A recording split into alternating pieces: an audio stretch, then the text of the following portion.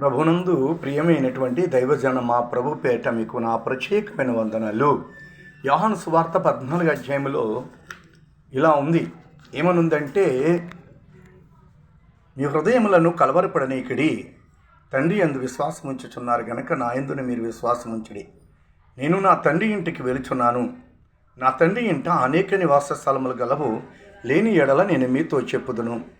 నేను వెళ్ళి మీకు స్థలము సిద్ధపరిచి మరలా వచ్చి మిమ్మలను తీసుకుని పోదును కదా. మరి ఆయన శ్రమ పడవలసి వచ్చింది. ఆయన తన రక్తాన్ని చిందించాడు, శిలువ యాగమయ్యాడు, శిలువ శ్రమ అనుభవించాడు. తండ్రి చిత్తానంతటిని కూడా భూలోకంలో నెరవేర్చి మన పాపముల కొరకు తానే బలిదానమై ప్రాయశ్చిత్తం పొంది ఆయనే మన కొరకు రక్తం సిందించి వెళ్ళిపోవలసి వచ్చింది. కాబట్టి ఆ మాటలు చెప్తున్నాడు. యోహాను సువార్త 16:7 అయితే నేను వెళ్ళిపోవచ్చున్నాను, సత్యమే చెప్పుచున్నాను, నేను వెళ్ళిపోవుట వలన మీకు ప్రయోజనము. నేను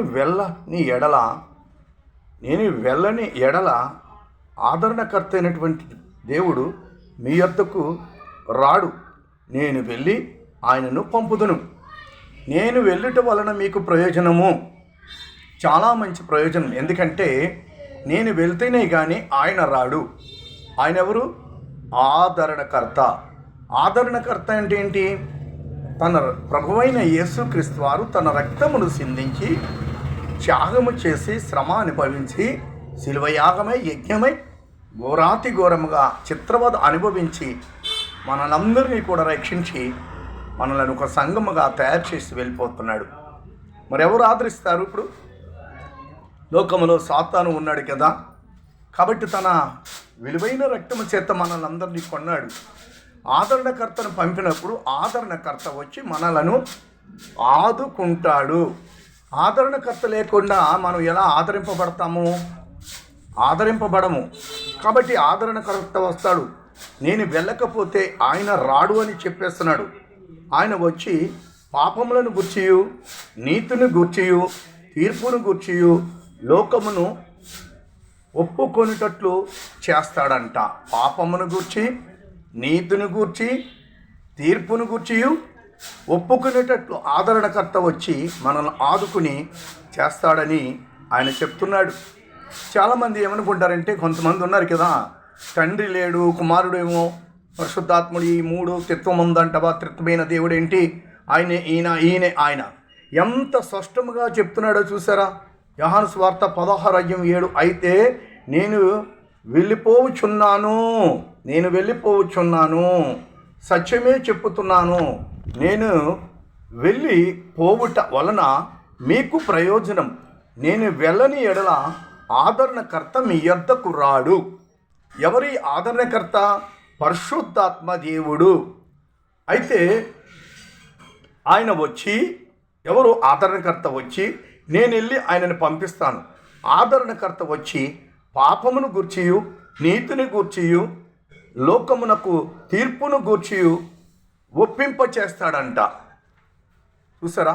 పాపముల గురించియు, నీతిని గూర్చియు, తీర్పును గూర్చియు లోకము ఒప్పుకొనేటట్టు చేస్తాడంట. ఆదరణకర్త అంటే ఏంటి? పరిశుద్ధాత్మ దేవుడు. ఇంకొక విషయం చూస్తున్నట్లయితే, లోకము నా యందు విశ్వసించుట లేదు గనుక, ప్రభు అంటున్నాడు, లోకము నా యందు విశ్వసించుట లేదు గనుక పాపమును గూర్చి నేను తండ్రి యొద్దకు వెళ్ళుట వలన మీరిక నన్ను చూడనే చూడరు. నీతిని గూర్చి లోక అధికారికి తీర్పు పొందవలసి ఉన్నది, తీర్పు పొంది ఉన్నాడు. కాబట్టి ఆ తీర్పు ఎవరు? ప్రభువైన యేసుక్రీస్తు వారే లోకంలో తీర్పు పొందాడు. అయితే కొంతకాలమైన తరువాత మీరు నన్ను చూడరు, మరి కొంచెము కాలము నన్ను చూస్తారు అని చెప్పాను. అందరికీ అర్థము కాలేదు. కొంతకాలమైన తర్వాత మీరు నన్ను చూడరు, కొంతకాలం తర్వాత నన్ను చూస్తారు అంటున్నాడు. 16:20 చూసినట్లయితే, మీరు ఏడ్చి ప్రలాపించుదురు కానీ లోకము సంతోషించును. మీరేడ్చి ప్రలాపించుదురు కానీ లోకము సంతోషించును. స్త్రీ ప్రసవ వేదన పడినప్పుడు మగబిడ్డ పడినప్పుడు స్త్రీ ప్రసవ వేదన పడు గడియ వచ్చును. ఆమె వేదన పడుచు అయితే శిశువు పుట్టగానే లోకమందు నరుడొకడు పుట్టెనని అనుకుని ఆ యొక్క వేదనయు బాధను జ్ఞాపకము చేసుకోకుండా ఉంటుందంట. ప్రసవ వేదన నిజంగానే ప్రభు అయిన యేసుక్రీస్తు వారు వెళ్ళిపోయేటప్పుడు ఆదరణకర్త అంటే పరిశుద్ధాత్మ దేవుడు ఎంత స్పష్టంగా చెప్తున్నాడు చూడండి. నేను వెళ్ళాలా, నేను వెళుతూ వలన మీకు ప్రయోజనం ఉంది, నేను వెళ్ళకపోతే మీకు ప్రయోజనం లేదు, నేను వెళ్తేనే కానీ ఆయన ఇక్కడికి రాడు. స్పష్టంగా తెలుస్తుంది కదా పరిశుద్ధాత్మ దేవుడు అక్కడ ఉన్నాడని, తండ్రి అర్థం ఉన్నాడని. ఈయన భూలోకంలో శిలువ కార్యములన్నీ చేసి ఈయన వెళ్తున్నాడు. ఈయన వెళ్ళి తండ్రిని వేడుకుంటాడంట. వేడుకొని ఆదరణకర్త అయిన పరిశుద్ధాత్మ దేవుని పంపుతాడంట. ఆయన వచ్చి పాపముల విషయమై ఒప్పింప చేస్తాడంట. అయ్యా, తండ్రి, అబ్బా అన్న వాళ్ళకి ఎంతో ఆదరణ ఇస్తాడు. దుష్టుని యొక్క బారి నుండి మనల్ని కాపాడతాడు. ప్రస్తుతము పరిశుద్ధాత్మ దేవుని గురించి చాలామంది కూడా చాలా సంఘాలలో కూడా అవగాహన లేదు. పరిశుద్ధాత్మ దేవుని అంగీకరించట్లేదు. స్వయంగానే ప్రభు అయిన యేసుక్రీస్తు వారు చెప్పారు కదా, నేను వెళ్ళాలి, అయితే నేను వెళ్ళిపోవచ్చున్నాను, సత్యమే చెప్పుచున్నాను, నేను వెళ్ళిపోవుట మీకు మంచిది, నేను వెళ్ళుట వలన మీకు ప్రయోజనము, నేను వెళ్ళని ఎడల ఆదరణకర్త మీ యొద్దకు రాడు. ఎవరి ప్రయోజనం కోసం వెళ్తున్నాను అంటున్నాడు? మన ప్రయోజనం కోసమే వెళ్తున్నాడు. ఆదరణకర్త మీ యొద్దకు రాడు. నేను వెళ్ళాలి, నేను వెళ్తేనే కానీ ఆయన రాడు. మరి ఆయన వెళ్ళి పరిశుద్ధాత్మ దేవుడు అనే ఆదరణకర్తను పంపించాడు. ఇప్పుడు పరిశుద్ధాత్మ దేవుడు లోకమంతా తిరుగుతున్నాడు. తన బిడ్డలను కాయిచున్నాడు, సంఘాలను కాయిచున్నాడు, సిద్ధపరచుచున్నాడు. ఎక్కడికి? ప్రభు అంటున్నాడు, నేను వెళ్ళిపోయిన తర్వాత మీరు ఇక నన్ను ఎన్నడూ చూడరు, ఎన్నడూ నన్ను చూడరు, కానీ కొంతకాలమైన తర్వాత మీరు నన్ను చూస్తారు. ఈ లోపల మీకు శ్రమలు వస్తాయి. మహాశ్రమలు వచ్చినప్పుడు మీరు ఏడ్చి విలపిస్తారు, రోదన చేస్తారు. ఇప్పుడు కాలం అదే కదండి. ఏడ్చేవాళ్ళు ఏడుస్తున్నారు, రోదన చేసేవారు రోదన చేస్తున్నారు, విలపించేవారు విలాపన చేస్తున్నారు. ఆయన అంటున్నాడు, ఏడవక తప్పదు, రోదన చేయక తప్పదు. దుఃఖపడతారు, గుండెల బ్రతలు పట్టుకుని ఏడుస్తారు. కానీ మిమ్మల్ని చూసి, మీ శ్రమను చూసి లోకము సంతోషించునంట. లోకం అంటే ఏంటి? ఈ లోక సంబంధులు క్రైస్తవులను చూసి హేళనగా మాట్లాడుతున్నారు కదా. హేళనగా మాట్లాడటం, తిట్టడం, కొట్టడం, హింస పెట్టడం లేఖనం కరెక్ట్గా నిలబెడుతుంది. చదువుకోండి, యోహాను సువార్త 16:7 కాడి నుంచి చదివితే మీకు అర్థమవుతుంది. లోకము నా యందు విశ్వాసం ఉంచటలేదు కాబట్టి నేను వెళ్తున్నాను, ఆయనను పరిశుద్ధాత్మ దేవుడు వస్తాడు, పాపముల గురించి తానే ఒప్పింపచేయును, తండ్రి యొద్దకు వెళ్ళుటకు మరి మనలను గూర్చి ఆయన విజ్ఞాపన చేస్తూ ఉంటాడంట. యేసు ప్రభు వారు వెళ్ళి కొరకు విజ్ఞాపన చేస్తున్నాడు. ఆదరణకర్త సంఘాన్ని తయారు చేస్తున్నాడు. ఈ సంఘం ప్రభు అన్నాడు, నేను మరొక్కసారి వస్తాను, కొంతకాలమైన తర్వాత నేను మరలా మీకు కనబడతానని చెప్పాడు కదా. ఆ కొంతకాలం అయ్యే వారికి ఇప్పుడు లోకంలో ఏముంటాయి? మహాశ్రమలు, ప్రారంభమైపోయే శ్రమలు. లోకంలో క్రైస్తవులైన వారికి శ్రమలు ప్రారంభమయ్యాయి, వేదనలు ప్రారంభమయ్యాయి. ఏడ్చి మీరు విలపిస్తారు, కానీ లోకము మిమ్మల్ని చూసి సంతోషిస్తుందంట. అయితే అలా ఓర్చుకోమంటున్నాడు. ఇవన్నీ జరగవలసి ఉన్నవి.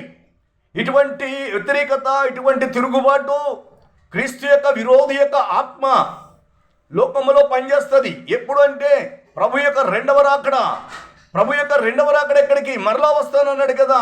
నేను వచ్చి మరలా మిమ్మల్ని తీసుకుపోతానన్నాడే. అంటే ఆయన మరలా భూమి మీదకి రెండవసారి రాడు, మధ్య ఆకాశానికి వస్తాడు. ఇప్పుడు మనల్ని తీసుకెళ్ళేది మరి ఎవరు? ఆయన వెళ్ళి నేను పంపుతానన్నాడు కదా. ఈయన పేరేంటి? సత్యస్వరూపి అయినటువంటి ఆదరణకర్త అయిన పరిశుద్ధాత్మ దేవుడు. ఈ పరిశుద్ధాత్మ దేవుడు భూలోకానికి ఆల్రెడీ వచ్చేసాడు. ఆయన సంఘాలను బలపరుస్తున్నాడు. వేదన పడేవారిని, దుఃఖపడేవారిని, ప్రాణత్యాగం చేసేవారిని, హింస అనుభవించేవారిని, క్రీస్తు విషయమైనటువంటి వేదన, క్రీస్తు విషయమైనటువంటి నింద గొప్ప భాగ్యమని ఎంచుకోమంటున్నాడు. ఎవరి కోసం ఈ వేదన? ఎవరి కోసం ఈ బాధ? ఎవరి కోసం ఈ శ్రమ? ఎవరి కోసం ఈ శోధనలు? ఎవరి కోసం ఈ భయంకరమైనటువంటి పోరాటం? ప్రాణం పెట్టిన ప్రభు అయిన యేసుక్రీస్తు వారి కోసం, మన అపరాధ పాపముల కొరకు, ప్రపంచ దేశముల కొరకు, సర్వమానవ జాతి కొరకు ప్రాణం పెట్టి బలిదానమై, యాగమై, యజ్ఞమై మరణమును ఓడించిన ఆ ప్రభువైన యేసుక్రీస్తు వరకు మనము నింద అనుభవించాలంట, వేదన అనుభవించాలంట, శ్రమను అనుభవించాలి అంట, దుఃఖపడాలంట ఆయన కోసం. చాలామంది శ్రమ బాధ వచ్చినప్పుడు అమ్మోయ్ బాబోయ్ అమ్మోయ్ బాబోయ్ అని కేకలు పెట్టి ఎందుకు వచ్చినటువంటి భక్తులే, ఎందుకు వచ్చిన క్రైస్తత్వములే అని వదిలేసి వెళ్ళిపోతున్నారు. చాలామంది ఏమంటున్నారంటే మతోన్మాదం అందరూ క్రైస్తవులు అయిపోతున్నారు, క్రైస్తవ మతంలో కలిసిపోతున్నారు. జాగ్రత్త, క్రైస్తవ మతంలో కలిసిపోవడం అంటే వేలాకోలం కాదు. నీతిగా బ్రతకాలి, పరిశుద్ధ జీవితం ఉండాలి, అబద్ధం ఆడకూడదు, మోసము చేయకూడదు, వ్యభిచరించకూడదు, ఈ పొరుగువాని భార్య వైపు చూడకూడదు, అలాగే నిష్టం వచ్చినట్లు ప్రవర్తించకూడదు. శరీరాన్ని విషయమైనటువంటి మాటలు అంటే అసత్యమైనవి, లేకపోతే డబ్బు కోసము పనికిమాలిన జీవితాన్ని ఎలా మడితే అలాగా మలుచుకోకూడదు. పరిశుద్ధత కలిగి ఉండాలి, పరిశుద్ధత కలిగి ఉండాలి, నీతి కలిగి ఉండాలి. నీ విరోధిని సైతం ప్రేమించాలి, నీ కీడు చేసే వారికి నువ్వు మేలు చేయాలి, నువ్వు నిన్ను వలె నీ పొరుగువారిని ప్రేమించాలి. ఒకడు నిన్ను శంప మీద పడితే రెండవ శంప ఇవ్వాలి. అబద్ధం ఆడకూడదు, యథార్థత కలిగి ఉండాలి, త్రాగకూడదు, సినిమాలు చూడకూడదు, ప్రత్యేకమైన జీవితం, బూతులు మాట్లాడకూడదు, కోపపడకూడదు, భయంకరంగా తిరుగుబాటు చేసి ఇతరులను చంపకూడదు, ఎవరిని హింసించకూడదు, ఎవరి సొత్తు ఆశించకూడదు, అబద్ధం ఆడకూడదు, మోసం చేయకూడదు. ఇలాంటిదే క్రైస్తవ జీవితం అంటే. ఏదో ఏలాకోలం అనుకున్నావా? ఎవడో అంటున్నాడు కదా, వాడెవడో గొర్రెలు అంటుంటాడు చూసావా? ఈ గొర్రెల మతం అంటే వేలాకోలం అనుకుంటున్నారు. బుద్ధి లేక. గొర్రెల మతం కాదు, సత్యమైనటువంటి భక్తి, స్వచ్ఛమైనది, పవిత్రమైనది. దీనిని ఒప్పుకొని వాడే క్రైస్తత్వంలోనికి వస్తాడు. ఒప్పుకొని లేని వాళ్ళు బాప్తిసం పొంది క్రైస్తత్వంలోనికి వచ్చినంత మాత్రాన మీకు ప్రయోజనమేమీ లేదు. ప్రభువులోకి రావటం అంటే, క్రైస్తత్వమును కోరుకోవటం అంటే శ్రమలతో కూడినటువంటి జీవితం, కష్టకరమైన జీవితం, నిందకరమైన జీవితం, వేదనలు, దుఃఖము, శ్రమ జీవితం భరించాలి. ఏదో గొప్పవాళ్ళం అయిపోతాము, అలాగైపోతాము, ఇలాగైపోతాము, అది కలుగుతుంది, ఇది కలుగుతుంది, లాభం కలుగుతుంది, మేలు కలుగుతుందని ఎవరైనా మీకు చెప్తే నమ్మవద్దు. ప్రభువును అంగీకరించడం అంటే ఈ లోకంలో బాగా అంటే భోగభాగ్యములు అనుభవించి భాగ్యవంతులు అవుతారు అనుకుంటున్నారేమో, కాదు. కానీ మానవులకు శిక్ష తప్పదు. ప్రతి మనిషికి శిక్ష ఉంది. తీర్పు తీర్చడంలో జాతి మత కులభేదం ఏమీ లేదు. అందరికీ తీర్పు ఉంది. నమ్మిన వారికి, నమ్మని వారికి కూడా ఉంది. ఆ తీర్పులో నీవు భూలోకంలో బతికిన పరిశుద్ధమైన జీవితం, వాక్యాన్ని నీ జీవితంలో వాక్యాన్ని నెలవేర్చి ప్రభువు కొరకు శ్రమపడి ప్రభువును ప్రేమించి ఆయన వాక్యానుసారంగా జీవించి ఉంటే నువ్వు తీర్పు నుంచి తప్పించుకుంటావు. ప్రభు నమ్మినంత మాత్రాన తీర్పులోకి వెళ్ళకుండా తప్పిపోతారా? కాదు, శిక్ష తప్పదు. ఆ శిక్ష నుండి తప్పించుకోవటానికే యేసు ప్రభుని సొంత రక్షకుడిగా అంగీకరించాలి. అంతే. రాబోతున్న భయంకరమైన శిక్ష, మానవులకు శిక్ష ఉంది. మానవులు చనిపోయిన తర్వాత ఆత్మకు తీర్పు ఉంది. ఆత్మకు తీర్పు తీర్చే దేవుడు ఎవరంటే యెహోవా ధవల సింహాసనము దగ్గర తన ప్రియకుమారుడైన యేసు క్రీస్తు వారు ప్రతి మానవునికి తీర్పు తీరుస్తాడు. ఆ తీర్పుని బట్టి శిక్ష, దండన, అగ్నిగుండము, పాతాళము తప్పదు. వాటి నుండి తప్పించుకోవటానికే యేసు ప్రభుని సొంత రక్షకుడిగా అంగీకరించాలి. ఎందుకంటే పాపములకు విడుదల, విమోచన ఎక్కడా లేదు. ఎట్ల రక్తమైనను, కోడెల రక్తమైనను, జంతువుల రక్తమైనను, యాగమైనను, యజ్ఞములైనను వాటి వలన పాప పరిహారార్థము లేదు. పరిశుద్ధ దేవుని కుమారుడైన యేసుక్రీస్తు యొక్క రక్తం వల్లే పాప క్షమాపణ ఉంది. మనము పాపములోనే జీవించి పాపములకు విముక్తి పొందకుండా, రక్షణ లేకుండా చనిపోతే తప్పనిసరిగా శిక్ష ఉంటుంది. మానవ జన్మ అంటే ఏదో వేలాపాలం అనుకుంటున్నారేమో. పశువులు తిని తాగి ఆడిపాడి చచ్చిపోతున్నట్లు మనుషులు చచ్చిపోతారులా, తర్వాత ఏముందని అనుకుంటున్నారు. మరణము తర్వాత మరలా జీవితం ఉంది. మరణం తర్వాత జీవితం ఉంది. కాబట్టి సంఘాలైనా సేవకులైనా ప్రతి ఒక్కరికి చెప్తున్నాను, పరిశుద్ధాత్మ దేవుణ్ణి తృణీకరించవద్దు. పరిశుద్ధాత్మ దేవుడు ఆల్రెడీ భూలోకంలో ఇప్పుడు ఉన్నాడు. ఈ పరిశుద్ధాత్మ దేవుడే సంఘాలన్నిటినీ తయారు చేసి సిద్ధపరిచి ఆయన రెండవ రాకడ ప్రభువైన యేసుక్రీస్తు వారి యొక్క రెండవ రాకడ మధ్యాకాశానికి తీసుకెళ్లేదే పరిశుద్ధాత్మ దేవుడు. ఎవరు తీసుకెళ్తారు? ఆత్మదేవుడే నిన్ను తీసుకువెళ్తాడు. నువ్వు మధ్యాకాశానికి ఎలా వెళ్తావు? ఎగిరిపోతావు అనుకుంటున్నావా? ప్రపంచ దేశంలో ఉన్న క్రీస్తు యొక్క రక్తము చేత కొనబడిన ప్రతి వ్యక్తి, క్రీస్తు యొక్క రక్తం యొక్క విలువను బట్టి కట్టబడిన ప్రతి సంఘమును కూడా తీసుకువెళ్ళేదే పరిశుద్ధాత్మ దేవుడు. పరిశుద్ధాత్మ దేవుని నమ్మాలి, పరిశుద్ధాత్మను పొందాలి, పరిశుద్ధాత్ముడు ఉన్నాడని తెలుసుకోవాలి. పరిశుద్ధాత్మను అంగీకరించకపోయినా, పరిశుద్ధాత్మను ఒప్పుకొనకపోయినా, పరిశుద్ధాత్మను పొందకపోయినా, హీలింగ్ పవర్ లేకపోయినా, పరిశుద్ధాత్మ అభిషేకంలో ప్రార్థన అనుభవం లేకపోయినా మోసపోయేది మీరే. మోసపోకుడి, దేవుడు వెక్కిరింపబడడు. మనుషుడు ఏది విత్తెనో ఆ పంటనే కోయును. ప్రభువే స్వయంగా చెప్పాడు, నేను వెళ్ళుట వలన మీకు ప్రయోజనం, నేను వెళ్ళకపోతే మీకు ప్రయోజనం లేదు. నేను వెళ్ళాలి, తండ్రి యొద్దకు వెళ్ళి మీకు స్థలము ఏర్పరిచి పట్టణములను కట్టి నేను మీకు ఒక ఆదరణకర్త అయిన పరిశుద్ధాత్మ దేవుని పంపుతాను. ఆయన మీ యొద్దకు వస్తాడు. ఆయన మిమ్మల్ని ఓదారుస్తాడు, మిమ్మలను ధైర్యపరుస్తాడు, మిమ్మలను నడిపిస్తాడు, మిమ్మలను బలపరుస్తాడు, మిమ్మలను ఆత్మతో నింపుతాడు. జరగబోయేవి జరిగే వాటి నుండి ఎలా తప్పించుకోవాలో జ్ఞానంతో మీకు వెల్లడి చేస్తాడు. పరిశుద్ధాత్మ దేవుడు అంటే ఆయన భూలోకంలో ఉన్నాడు. పరిశుద్ధాత్మను నమ్మాలి. ఏ సంఘమైనా సరే, ఏ సేవకుడైనా సరే, యొక్క విశ్వాసులైనా సరే, పరిశుద్ధాత్మ దేవుని నమ్మకపోతే మోసపోయేది మీరే. కాబట్టి ఈ వాక్యాన్ని చదివి పరిశుద్ధాత్మను పొందటానికి ప్రయత్నం చేయండి. పరిశుద్ధాత్మలో ప్రార్థించడానికి ప్రయత్నం చేయండి. పరిశుద్ధాత్మ అనుభవాలు నేర్చుకోండి. ప్రభువు మనకు తోడై ఉండును గాక. ఆమేన్.